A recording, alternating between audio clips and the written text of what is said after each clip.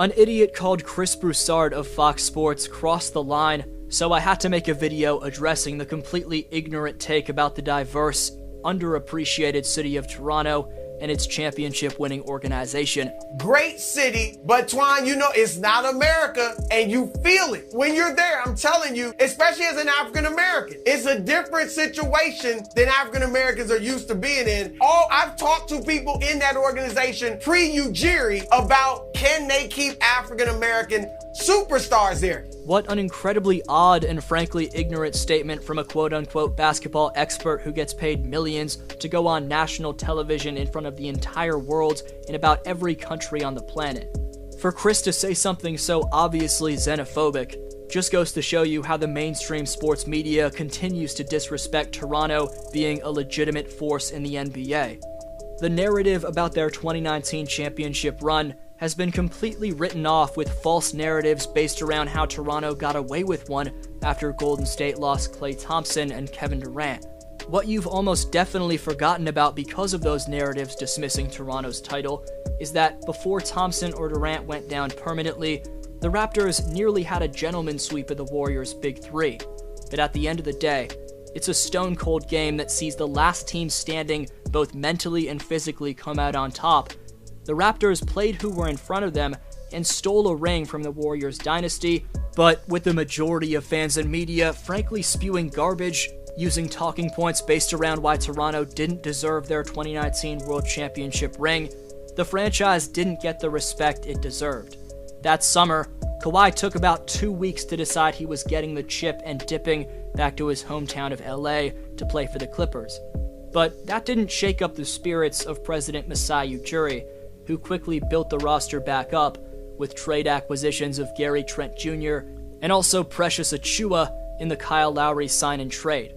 Also in 2021, Masai drafted the Rookie of the Year Scotty Barnes, and young veterans in Pascal Siakam, Fred VanVleet, and OG Anunoby all improved their games.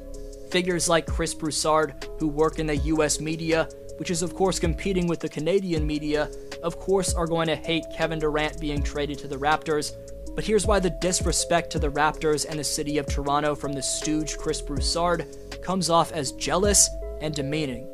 Given Kevin Durant was limited to just 12 minutes for the entire finals back in 2019, very few have given too much respect to the Raptors for winning that series against the Warriors and ultimately the title that year. Seemingly everyone outside of Toronto claimed the Raps got lucky and won solely because the Warriors were missing both Kevin Durant and Klay Thompson.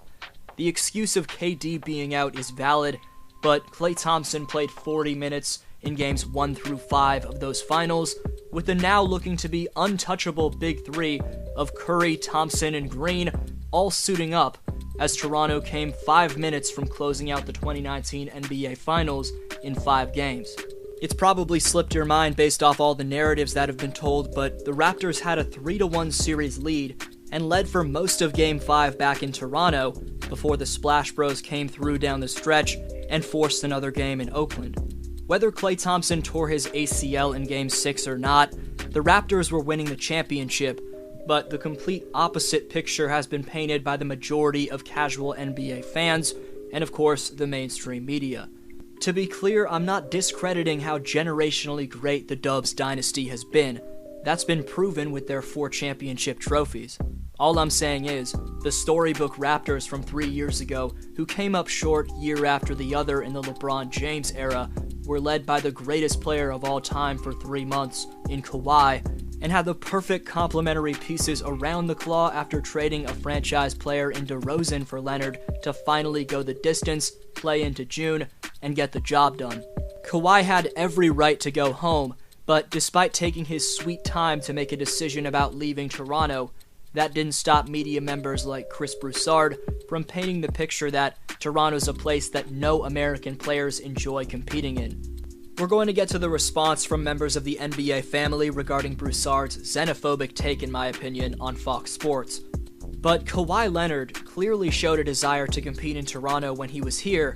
5-time All-Star DeMar DeRozan was absolutely in love with the city of Toronto. Same thing goes for his longtime running mate and Raptor GOAT, Kyle Lowry. Breakups like with Vince Carter, Tracy McGrady, or Chris Bosh have been overshadowed in recent years by players, even stars, re-signing or agreeing to join in the blink of an eye.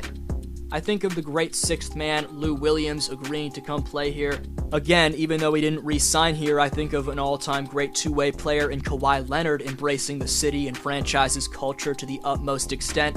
Most recently, Masai Ujiri stole a crucial 3-and-D contributor to the Warriors' championship run in Otto Porter Jr., a man who, in his time in Washington, was the number 3 scoring option next to John Wall and Bradley Beal.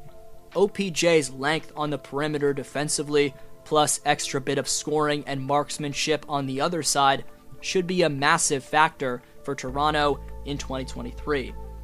Then there's the future of the organization, the young king of the North, Scotty Barnes, whose progression in year 2 is going to be interesting to watch.